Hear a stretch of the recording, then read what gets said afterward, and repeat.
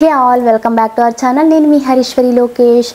మా బేబీ ఒక 1.5 year 2 years వచ్చిన తర్వాత మమ్మల్ని కొడుతున్నారు, బైట్ చేస్తున్నారు, కిక్ చేస్తున్నారు, అండ్ వాళ్ళతో ఆడుకునే పిల్లల్ని కొడుతున్నారు, తోస్తున్నారు, గట్టిగా అరుస్తున్నారు. ఎందుకు మా బేబీ మొన్నటి వరకు చాలా బాగున్నారు, ఆల్ ఆఫ్ ఎ సడన్ ఎందుకు ఇలా బిహేవ్ చేస్తున్నారు అని చెప్పేసి చాలా టెన్షన్ ఫీల్ అవుతున్నారా? మీరు ఒక్కరే కాదు, ఇలా ఈ స్టేజ్లో ఉన్న ప్రతి బేబీ కూడా ఈ ఫేజ్ని వాళ్ళు క్రాస్ చేయాల్సిందే. కాబట్టి మీరు టెన్షన్ తీసుకోకండి. ఇది టాడ్లర్ స్టేజ్లో ఉన్న బేబీలో చాలా కామన్, చాలా నార్మల్. అసలు బేబీ ఎందుకు ఇలా చేస్తున్నారో రీజన్స్ ఏంటో చూద్దాము.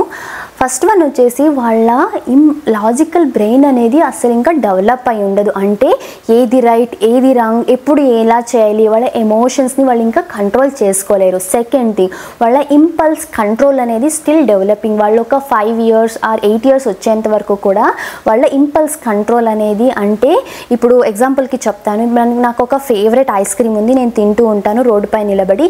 ఒక సడన్గా అలా రోడ్ క్రాస్ చేసే ఒక పర్సన్ ఇలా నాకు తగలడం వల్ల ఐస్ క్రీమ్ కింద పడిపోతుంది. ఆ పర్సన్ ఏం వాంటెడ్గా చేసింటారు, బై మిస్టేక్ తగలడం వల్ల పడిపోతారు, ఇమీడియట్గా సారీ చెప్తారు. సో అలా సారీ చెప్పినప్పుడు మనం ఏం చేస్తాము, అలా పడేశారని చెప్పేసి కోపంలో వాళ్ళని కొట్టము చేయం కదా, గట్టిగా అరవం కదా, తిట్టము. బికాజ్ మనకు ఆ ఇంపల్స్ కంట్రోల్, అంటే ఆ ఎమోషన్స్ని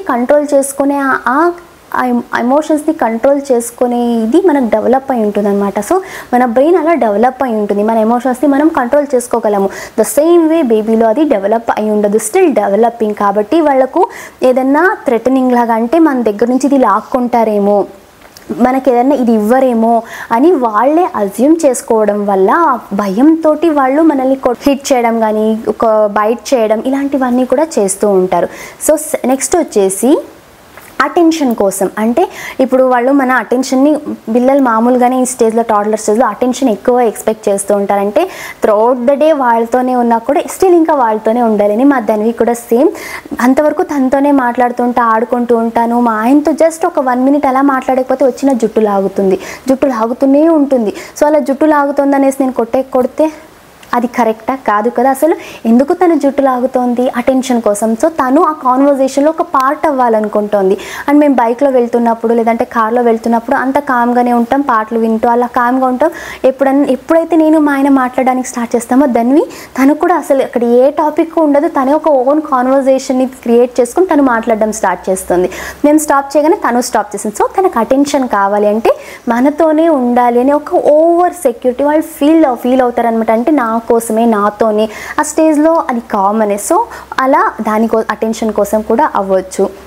అండ్ నెక్స్ట్ ఇంపార్టెంట్ థింగ్, ఏదైనా హర్ట్ అయి ఉండి, అంటే ఇప్పుడు పిల్లలు ఆడుకుంటూ ఉంటారు కదా, ఆ ఆడుకుంటూ పడిపోవడం వల్ల వాళ్ళకి కోపం వచ్చేస్తుంది, ఆ బాధ ఉంటుంది. సో అది ఎలా చూపించాలి, అవతల పిల్లల్ని తోసేస్తారు, ఇలా నెట్టేయడము, లేకపోతే వాళ్ళని గిల్లడము, లేకపోతే కొట్టడం, ఇలాంటివి చేస్తూ ఉంటారు.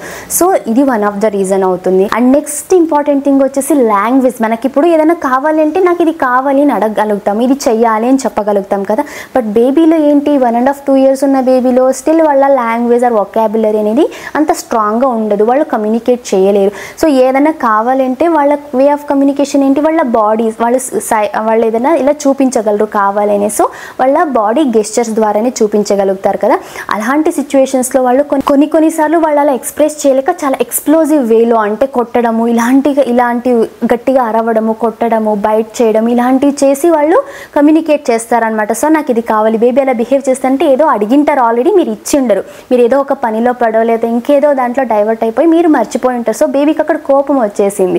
సో ఆ కోపాన్ని ఎలా చూపిస్తున్నారంటే ఇలా వచ్చి కొట్టడం, లేదంటే జుట్టు లాగడం, ఇలా ఏదో ఒకటి చేస్తూ ఉంటారు. సో ఇది ఒక రీజన్ అన్నమాట. కాబట్టి పిల్లలు వాళ్ళు చేసే మిస్బిహేవియర్ ప్రతి ఒక్కటి కూడా వే ఆఫ్ కమ్యూనికేషన్. వాళ్ళు ఏదో మనతో చెప్పాలనుకుంటున్నారు. కాబట్టి మనం ఏం చేయాలి, ఫస్ట్ నేను ఇంపార్టెంట్గా చెప్పేది కొన్ని చెయ్యకూడదు అంటాను. అంటే ఏం చెయ్యకూడదు అంటే, బేబీ అలా చేసినప్పుడు స్టాప్ డూయింగ్ దట్, అంటే నువ్వు అసలు అలా చెయ్యొద్దు, నువ్వు అది ఫస్ట్ అక్కడ స్టాప్ చేయాలా, చెయ్యొద్దు, నువ్వేమైనా ఇలా చేసావనుకో నేను నీకు ఇది ఇవ్వను, నీ టాయ్స్ అన్ని లాగి పక్కకు పడేస్తాను అనేసి కొట్టడము. ఇంకా బేబీ అలా మనల్ని కొడుతున్నారంటే మనం పర్సనల్గా తీసుకొని వాళ్ళని 2 దెబ్బలు కొట్టడము, లేకపోతే గట్టిగా మనము అరవడము, లేకపోతే వాళ్ళని భయపెడతామన్నమాట. అంటే నువ్వు ఇలా చేసావనుకో నీకు రేపటి నుంచి నీ టాయ్స్ ఏవి నీ చేతికి ఇవ్వను, నీకు బుక్స్ ఏవి నీ చేతికి ఇవ్వను, నీతో నేను ఇంకా ఆడుకోను, నీతో అసలు ఇంకా మాట్లాడను, ఇలా వాళ్ళని థ్రెటన్ చేయడం, భయపెడతామన్నమాట. సో వాళ్ళు అప్పటికి ఆ కొంచెం పీరియడ్ ఆఫ్ టైంలో మాకు కొంచెం సేపు మాత్రమే వాళ్ళు భయపడి అక్కడికి వాళ్ళ కొట్టడం ఆపేయచ్చు, కామ్ అయిపోవచ్చు. బట్ ఇది లాంగ్ రన్లో ఇది వర్కౌట్ అయితే అవ్వదు.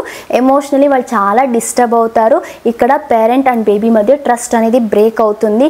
అండ్ వాళ్ళు ప్రతిసారి వాళ్ళల్లో అబద్ధాలు చెప్పడం కూడా స్టార్ట్ చేస్తారు పిల్లలు పెద్దగా అవుతూ. అండ్ వాళ్ళు మన దగ్గర సీక్రెట్స్ మెయింటైన్ చేస్తారు. అంటే మన పేరెంట్స్కి ఏదైనా చెప్పకపోతే చాలా కోపపడతారు, నన్ను ఇలా కొడతారు అని చెప్పేసి వాళ్ళకి అదే డెవలప్ అవుతుంది. ఇప్పుడు 2 years బేబీ వాళ్ళు చాలా వరకు విషయాన్ని గుర్తుపెట్టుకోగలుగుతారు. సో వాళ్ళ ఎమోషన్స్ని మనము ఇలా అస్సలు సప్రెస్ అయితే చేయకూడదు. దీని బదులు మనం ఏం చేయొచ్చు అంటే ఫస్ట్ అండ్ ఫార్మోస్ట్ పేరెంట్స్ కామ్గా ఉండాలి. ఒక పేరెంట్ కామ్గా ఉన్నారంటే అక్కడ బేబీ టాడ్లర్ టాంట్రమ్స్ అంటే ఇలాంటి ఒక మిస్బిహేవియర్స్ ఏవైతే ఉన్నాయో అవి చాలా వరకు తగ్గిపోతాయి. బేబీ అలా బిహేవ్ చేస్తున్నారంటే నువ్వా నేనా అని చెప్పేసి మనం పర్సనల్గా ఈగోగా నన్ను కొట్టారా, నన్ను ఇప్పటివరకు ఎవరు కొట్టలేదు, నువ్వు కొడుతున్నావు అని చెప్పేసి పర్సనల్గా తీసుకొని ఇంకొక దెబ్బ వేయడం. ఇంకొంతమంది ఎలా ఆలోచిస్తారంటే 2 దెబ్బలు పడితే కానీ పిల్లలు దారికి రారు. ఎంతవరకు రైట్ ఇది? ఇప్పుడు మీరు ఏదో మిస్టేక్ చేస్తారు, స్టిల్ మనం ఇంత ఇదిగా ఉండి కూడా స్టిల్ ఇప్పటికీ మిస్టేక్స్ చేస్తూనే ఉంటాం. అలాంటిది ఒక 1.5 year 2 year బేబీ మిస్టేక్స్ చేస్తున్నారు, వాళ్ళు పర్ఫెక్ట్గా ఉండాలని ఎలా ఎక్స్పెక్ట్ చేస్తారు?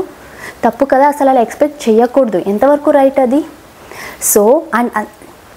సో అక్కడ కరెక్ట్ చేయడం వదిలేసి బేబీ ఎందుకు అలా మిస్బిహేవ్ చేస్తున్నారో తెలుసుకోవాలి. దీనికి ఫస్ట్ మనం కామ్గా ఉండాలి. బేబీ అలా మనల్ని కొడుతున్నారు అంటే వాళ్ళు ఖచ్చితంగా ఫస్ట్ మనం చేయాల్సింది డీప్ బ్రీత్ తీసుకోవాలి. ఈ డీప్ బ్రీత్ తీసుకుని ఆ 5 seconds ఆ 10 secondsలోనే మన ఎమోషన్స్ అనేవి ఒక కంట్రోల్కి వచ్చేస్తాయి. అంతవరకు ఉన్న ఒక కోపం ఏదైతే ఉంటుందో అది కామ్ అయిపోతాము. సో మనమే నెక్స్ట్ వాళ్ళని పాజిటివ్గా రిసీవ్ చేసుకోగలుగుతాం. సెకండ్ థింగ్ చేయాల్సింది వాళ్ళ ఐ లెవెల్కి మనం కూర్చోగలగాలి లేదా వాళ్ళని ఎత్తుకోగలిగి. సో ఫస్ట్ బేబీని ఒక హగ్ చేసుకోవాలి. హగ్ చేసుకున్న తర్వాత నెక్స్ట్ థింగ్ వ్యాలిడేట్ చేయాలి. బేబీ ఎందుకు అలా బిహేవ్ చేస్తున్నారు, ఏడుస్తున్నారా, లేదంటే కొడుతున్నారా, లేదంటే మనం ఇంకేదో చేస్తున్నారా, ఏదో మిస్బిహేవ్ చేస్తున్నారా, సో వాళ్ళు ఎందుకు చేస్తున్నారు అని చెప్పేసి డీప్గా మనం వ్యాలిడేట్ చేయాలి. రీజన్ ఏంటి అని తెలుసుకోవాలి. పేరెంట్స్గా మనం అది ఈజీగా ఐడెంటిఫై చేయగలము. బేబీ ఏదైనా స్నాక్ అడిగిండొచ్చు, అడిగింటారేమో, అది మనం ఇవ్వలేదు. ఏదైనా టాయ్ అడిగింటారు, ఇచ్చిండము, లేదా బయటికి పిలుచుకెళ్ళిండము, లేదా స్టోరీ అడిగింటారు, చెప్పిండము. సో ఏదో ఒక బేబీ అడిగిండేది మనం ఆల్రెడీ చేయకపోవడం వల్లే బేబీ అలా బిహేవ్ చేస్తారు. లేదా బయట ఎక్కడైనా ఆడుకుంటూ పడిపోయి ఉంటారు, లేదంటే బయట ఆడుకుంటున్నప్పుడు ఏదైనా టాయ్ వాళ్ళకు నచ్చి ఉంటుంది, ఆ బేబీ చిన్నపిల్లలే కదా, వాళ్ళు కూడా ఇచ్చి ఉండరు. సో దానివల్ల అయ్యిండొచ్చు. సో మనం మల్టిపుల్ క్వశ్చన్స్ బేబీని అప్పుడు కొంచెం టైంలో ఏమేమి జరిగిందో మల్టిపుల్ క్వశ్చన్స్ బేబీని అడుగుతుంటే ఖచ్చితంగా ఏదో ఒకటి అయ్యి ఉంటుంది. సో మనకు ఆ పర్టికులర్ థింగ్ మనకు దొరికింది అనుకోండి, అది సాల్వ్ చేసేయాలి అక్కడికి. అంతేగాని ఇప్పుడు ఫేక్ రివార్డ్స్ అంటే నువ్వు ఇప్పుడు ఇలా చేయడం ఆపేస్తే నేను నీకు చాక్లెట్స్ ఇస్తాను, నీకు ఐస్ క్రీమ్ ఇస్తాను, నీకు బర్గర్ ఇస్తాను, నీకు పిజ్జా ఇస్తాను, ఇలాంటి ఫేక్ రివార్డ్స్ అయితే ఎప్పుడు బేబీకి చూపించకండి. బేబీకి ఒక్కసారి ఫేక్ రివార్డ్ అలవాటు చేశామంటే వాళ్ళు ఇంకా లైఫ్ లాంగ్ అది కంటిన్యూ చేస్తూనే ఉంటారు. నాకు ఇది ఇస్తే ఇది చేస్తా, ఇది ఇస్తేనే ఇది చేస్తాను అన్నట్టుగా వాళ్ళు ఆ ఫేక్ రివార్డ్స్కి అలవాటు పడిపోతారు. బేబీని మనమే ఒక నెగిటివ్ వేలో తీసుకెళ్ళిన వాళ్ళం అవుతాము. ఏమున్నా కూడా అక్కడ రీజన్ ఏంటో తెలుసుకోవాలి. అది మంచి దానికోసం. బేబీ ఒక చాక్లెట్ కోసం ఏడుస్తున్నారు అనుకోండి, అది ఇవ్వకండి. చాక్లెట్ ఇవ్వడం వల్ల బేబీ ఏడుపు ఆపేయొచ్చేమో, కాకపోతే నేను ఏడవడం వల్ల నాకు ఇచ్చారు. సో నెగిటివ్ డిమాండ్స్ కూడా వాళ్ళు చేస్తారు. కాకపోతే చాక్లెట్ బదులు మీరే ఏదో ఒకటి ఇంట్లో ఉండే ఆప్షన్ హెల్దీ ఆల్టర్నేటివ్ ఏదో ఒకటి ఇవ్వండి.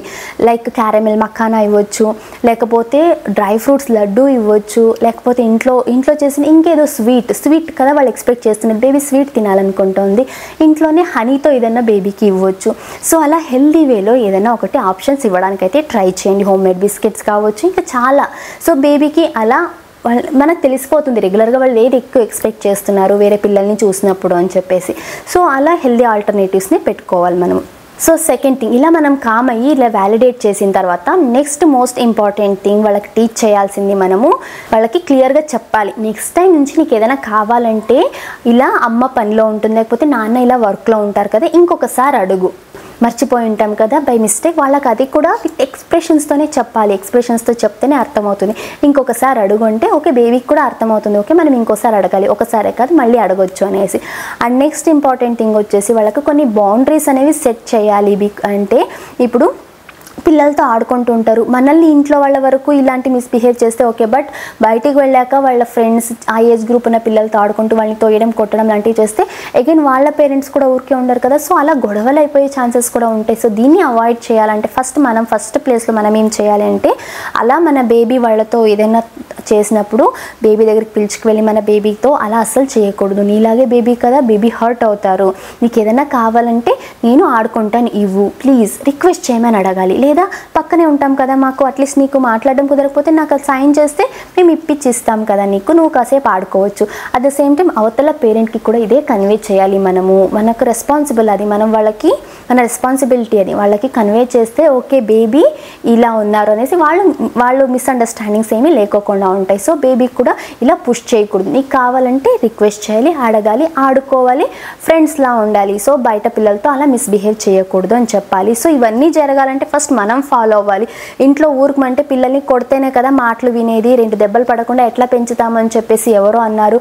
మా చిన్నప్పుడంతా మా అమ్మ నాన్న మమ్మల్ని కొట్టారు, నేను మా పిల్లల్ని కొడతాను అంటే అలా జరగదు. మీ అమ్మ నాన్న మిమ్మల్ని కొట్టారనే ఆ ఫీల్ ఇది ఇంకా ఇప్పటికీ మీ మైండ్లో అలాగే ఉండిపోయింది. సో మీ బేబీ కూడా అది క్యారీ ఫార్వర్డ్ చేయాలనుకుంటున్నారా? ఆ నెగిటివ్ ఫీల్ని, ఆ నెగిటివ్ ఎమోషన్ని క్యారీ ఫార్వర్డ్ చేయాలనుకుంటున్నారా? మీ బేబీకి వద్దు కదా. మీరే సఫర్ అవుతున్నారు ఆల్రెడీ. ఈ ఏజ్ వచ్చినా కూడా మా పేరెంట్స్ నన్ను కొట్టారు అంటున్నారంటే మీ మైండ్లో ఆ ఎమోషన్ అలాగే ఉండిపోయిందని అర్థం. కాబట్టి మీ బేబీకి అలా ఇవ్వకండి. ఎక్కడా అలాంటి రూల్ ఏం లేదు, కొడితేనే పిల్లలు మాటలు వింటారనేసి మొండిగా అవుతారు, ఇంకా ఎక్కువ మొండిగా అవుతారు, ఇంకా స్టబ్బన్ అవుతారు, ఇంకా ఎక్కువగా చేస్తారు. మనం నో అంటే వాళ్ళు ఇంకా మల్టిపుల్ టైమ్స్ అదే పనే చేస్తారు.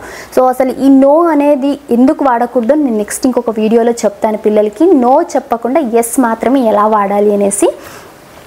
సో కాబట్టి ఆ ఓల్డ్ మెథడ్ని దయచేసి తీసేయండి. ఎంతసేపు ఉన్నా కూడా జెంటిల్ పేరెంటింగ్ అంటే ఏం చేస్తున్నా చూస్తూ ఊరికే ఉండడం కాదు, పిల్లల్ని కరెక్ట్ చేయాలి. ఏది రైట్ ఏది రాంగ్ వాళ్ళకి అర్థమయ్యేలాగా చెప్తూ చేసేదే జెంటిల్ పేరెంటింగ్ అంటే. చాలామంది కన్ఫ్యూజ్ అవుతారు జెంటిల్ పేరెంటింగ్కి అలాగే స్ట్రిక్ట్ పేరెంటింగ్కి మధ్యలో. అంటే ఏం చేస్తున్నా ఊరుకునే ఉంటే అది జెంటిల్ పేరెంటింగా? ఇలా అయితే పిల్లలు చెడిపోతారు, నాశనం అయిపోతారు. ఎందుకు అవుతారండి? ప్రతిదీ వాళ్ళకి అర్థమయ్యేలాగా చెప్పాలి. చిన్న పిల్లలే కదా అని వదిలేయకుండా, కొట్టడానికి మాత్రం వాళ్ళు చిన్న పిల్లలని చూడం కదా, అలాగే అర్థం చేయడానికి కూడా వాళ్ళు చిన్న పిల్లలని చూడకుండా అర్థమయ్యేలాగా వాళ్ళకి అన్నీ చెప్పాలి మనము. నెక్స్ట్ ఇంపార్టెంట్ థింగ్, వాళ్ళకి స్కిల్స్ అనేవి మనము ఇంట్లో నుంచి నేర్పియాలి. అంటే నీకు ఇప్పుడు ఈ ఎమోషన్ ఉంది, నీకు ఇప్పుడు ఇది అడగాలనుకుంటున్నావు, నీకు ఇప్పుడు ఇది అవసరం ఉంది, అమ్మకు చెప్పు, 1కి 2 సార్లు చెప్పు, ఎలా అడగాలి ఏంటి, మనం త్రూ కమ్యూనికేషన్ దాన్ని ఏమంటారు పర్టికులర్ థింగ్ని అనేసి పిల్లలకి మనం ఎక్కువ మాట్లాడుతూ ఎక్కువ చెప్పిస్తూ ఉంటే వాళ్ళలో ఒక కాన్ఫిడెన్స్ వస్తుంది. సో ఇవి ఏవైతే ప్రాబ్లమ్స్ ఉన్నాయో అటెన్షన్ కోసం కావచ్చు, ఇంకేదో రీజన్స్ వల్ల బేబీ మనల్ని కొడుతుంటారు కదా, ఇది అవాయిడ్ చేస్తారు. సో ఫస్ట్ పేరెంట్స్గా మనం వాళ్ళని కొట్టడం, తిట్టడం ఇలాంటివన్నీ ఆపాలి. అండ్ ఇంట్లో ఎస్పెషల్లీ పేరెంట్స్ ఆర్గ్యుమెంట్స్ చేసుకుంటూ ఉండడము, ఇంట్లో ఎప్పుడు గొడవలు పడుతున్నారు అనుకోండి, బేబీ ఖచ్చితంగా నెగిటివ్ ఇంపాక్ట్ ఎక్కువ పడుతుంది. బేబీ కూడా అలాగే బిహేవ్ చేయడానికి ట్రై చేస్తారు. సో పేరెంట్స్ హ్యాపీగా, పేరెంట్స్ కామ్గా ఉంటేనే బేబీ కూడా హ్యాపీ అండ్ కామ్గా ఉంటారు అండ్ హెల్దీగా కూడా ఉంటారు. సో నెక్స్ట్ టైం నుంచి మీ బేబీ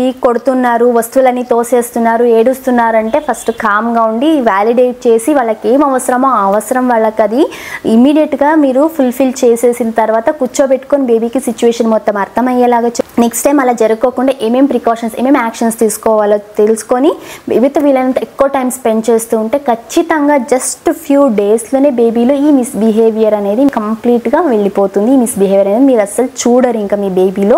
ఈ టిప్స్ అన్నీ కూడా మీకు బాగా హెల్ప్ఫుల్ అయ్యాయని అయితే అనుకుంటున్నాను. మీకు ఈ వీడియో నచ్చితే తప్పకుండా లైక్ చేసి ఇంకొంతమంది పేరెంట్స్తో షేర్ చేసుకోండి. అలాగే ఇలాంటి మరిన్నో వీడియోస్ కోసం మన ఛానల్ని సబ్స్క్రైబ్ చేసుకోండి. ఇంకా మీకు ఏమైనా డౌట్స్ ఉన్నట్లయితే నా కమెంట్స్లో షేర్ చేయండి, నేను తప్పకుండా రిప్లై ఇస్తాను. కలుద్దాం నెక్స్ట్ వీడియోతో. Thank you for watching. Bye.